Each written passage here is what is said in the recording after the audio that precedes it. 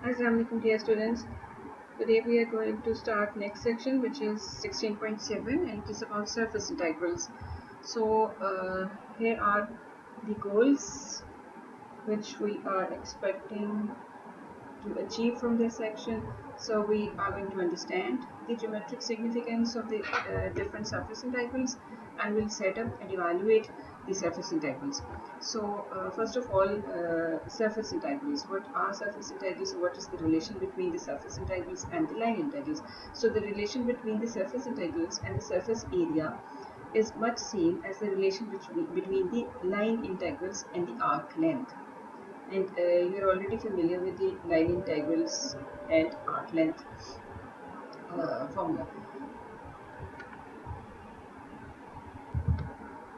And if you recall the line integrals from section 10.2, so for the line integrals we had the formula integral of fxy ds is a to b f of x d y t, and this ds is actually the line integral, and arc length of an element of the whole curve. So we write it as dx by dt square plus dy by dt square dt. Okay, so while developing a formula for the surface integral, just keep this construction in mind. So suppose f is a function of three variables whose domain includes a surface S. Now in this case, when we were evaluating line integral, our function is the function of two variables. Now in case of surface, function is function of three variables, right?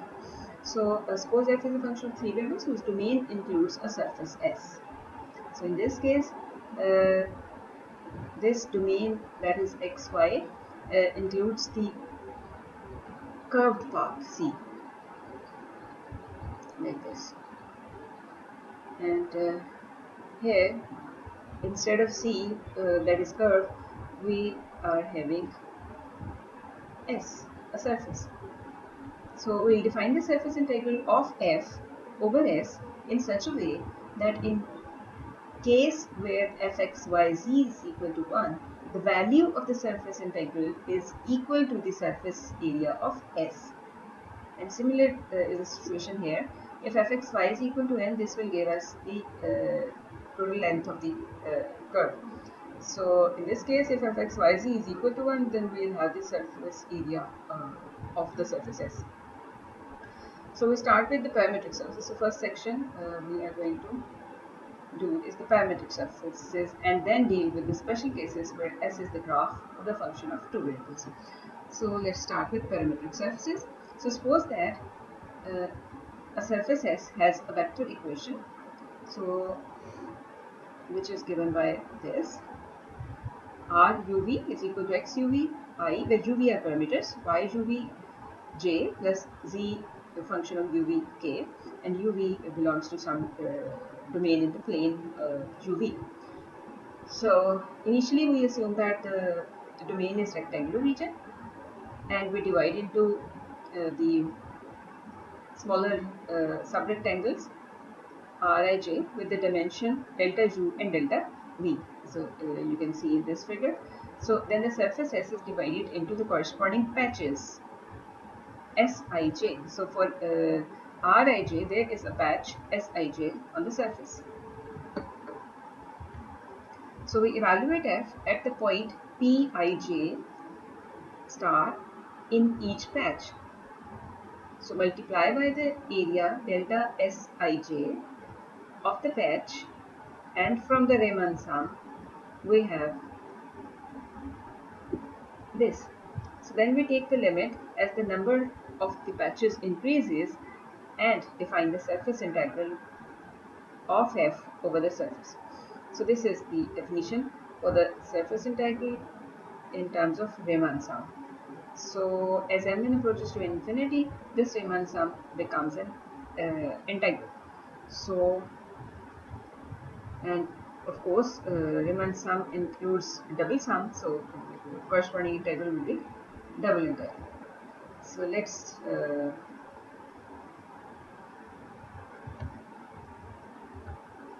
have in order to find the value of delta Sij, we'll use this formula which we learned in last section. Delta Sij is equal to Ru cross Rv mod delta U delta V. So Ru and Rv are the tangent vectors at the corners of Sij. So by plugging all these values into this, we have the surface integral of fxyz ds is equal to double integral over the region D f r u v r q cross r v d a. So this is quite similar to the line integral. So if we have a line integral in 3D or even in 2D, we can evaluate this in the vector form like this. So if we have fxy ds in case of function of curve in 2 dimension, then we have f of rt 90 d, right? So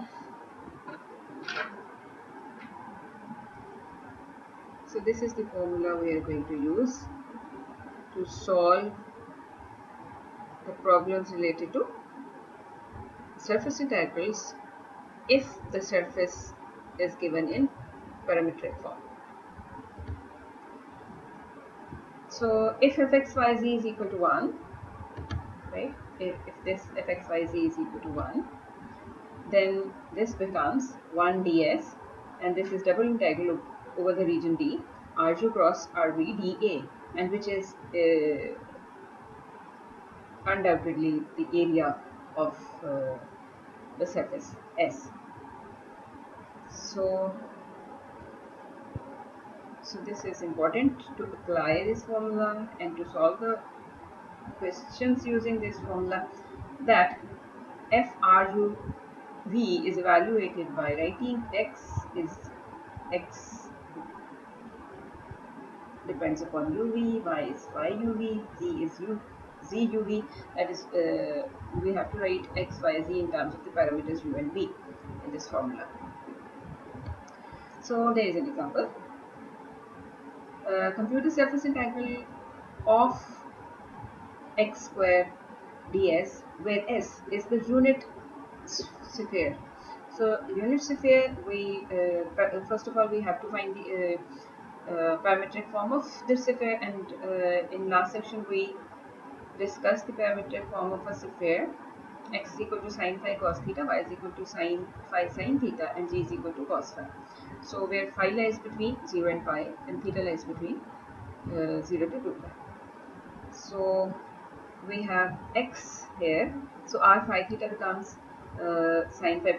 This is the vector form of the surface. Sphere. And so sine phi cos theta I plus sine phi cos theta j plus cos phi k. So since r is 1 here, radius of the surface is 1, so we cannot see r there. So we can compute r phi cross r theta. So for r phi, let me write. That is, we are going to differentiate it with respect to phi, keeping theta constant. So this is going to be cos phi cos theta as it is, phi cos phi sine theta. So cos theta as it is, because we are not going to differentiate it. So this is cos phi cos theta j plus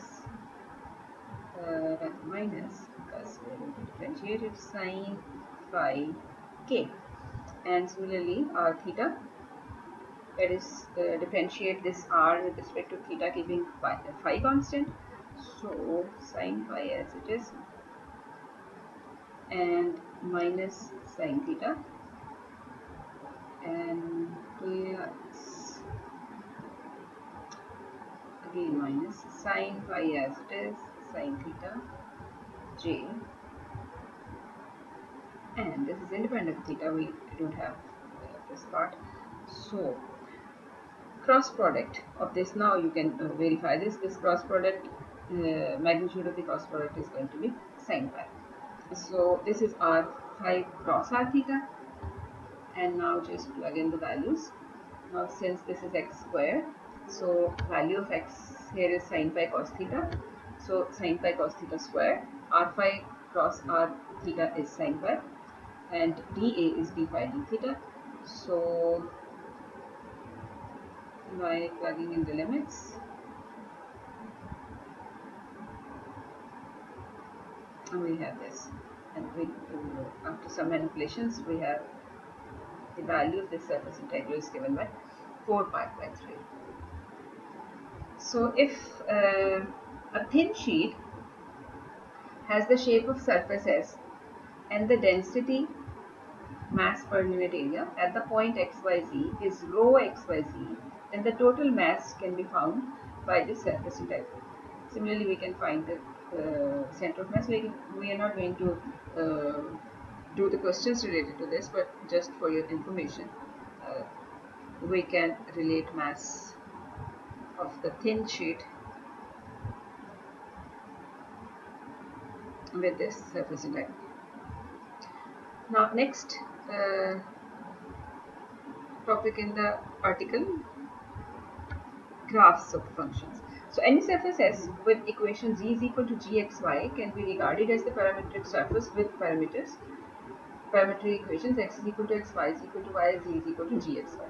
And this is the concept we have already discussed. And so we have rx, we have ry, right? And how? Now in this case, parameters are x and y. Okay. So what is going to be r vector in this case? X I plus y j plus g x y k. So this is the r vector. Now differentiate it with respect to x, keeping y constant. So we have I, and this will be 0. So this is the partial derivative of g with respect to x. And in case of ry, this is 0, and 1j plus partial derivative of g with respect to yk. So these are the vectors rx and ry, and their cross product is given by this, and its magnitude is looks like this. So this is very much similar to the formula for tangent planes.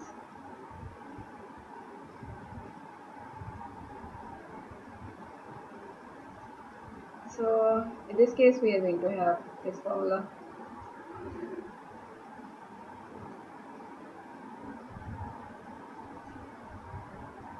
Okay, similar formula apply, then it is more convenient to project S on the z by yz plane or xz plane. So if we have, in this case we have parameters xy, we write x is equal to x, z is equal to z, and y is equal to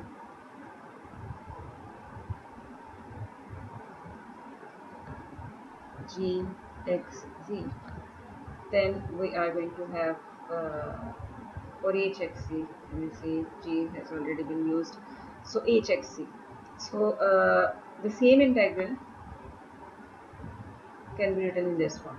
So f x h x z z x y z. So order will remain same, of course.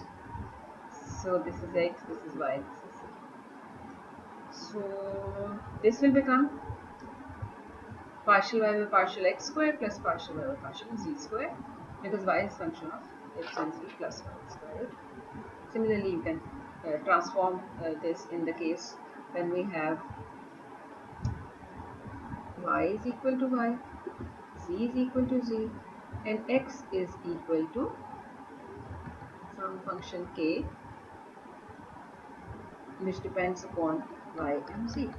So similarly, in this case, function will become k by z y and z, right? And this differential will become, in that case, partial x by partial y square plus partial y by partial z, sorry, partial x by partial z square plus 1 square. Okay. Okay, here is an example. Evaluate surface integral of y over the region S, over the surface S, where S is the surface, z is equal to x plus y square. So where x lies between 0 to 1 and y lies between 0 to 2. So this is the surface. So we have to evaluate this integral over this surface. Okay. Now in this case you can see z is function of x and y. So we can write x is equal to, parametric form of this surface are x is equal to x, y is equal to y, and z is given by x plus y square, right? So x plus y square. So first of all, partial z by partial x, which is 1, partial z by partial y, which is 2, and so our surface integral becomes double integral over the region D, and D is the region x lies between 0 and 1, y lies between 0 and 2.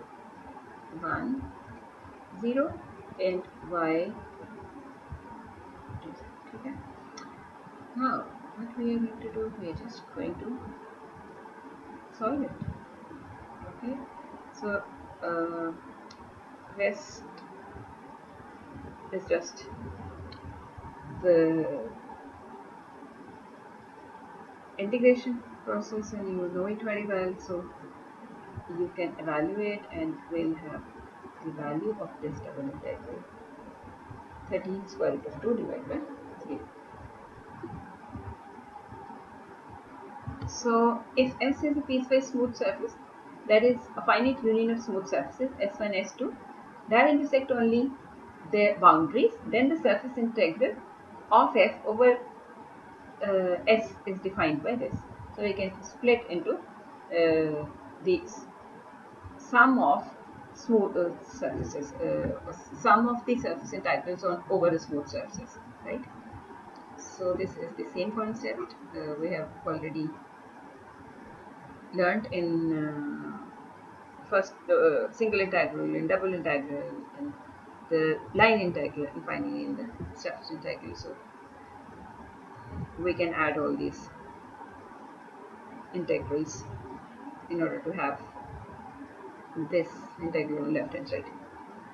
So that is all for today, and we'll solve excess questions related to the topics, and rest of the topic we'll cover yesterday. So that's all. Thank you. See you.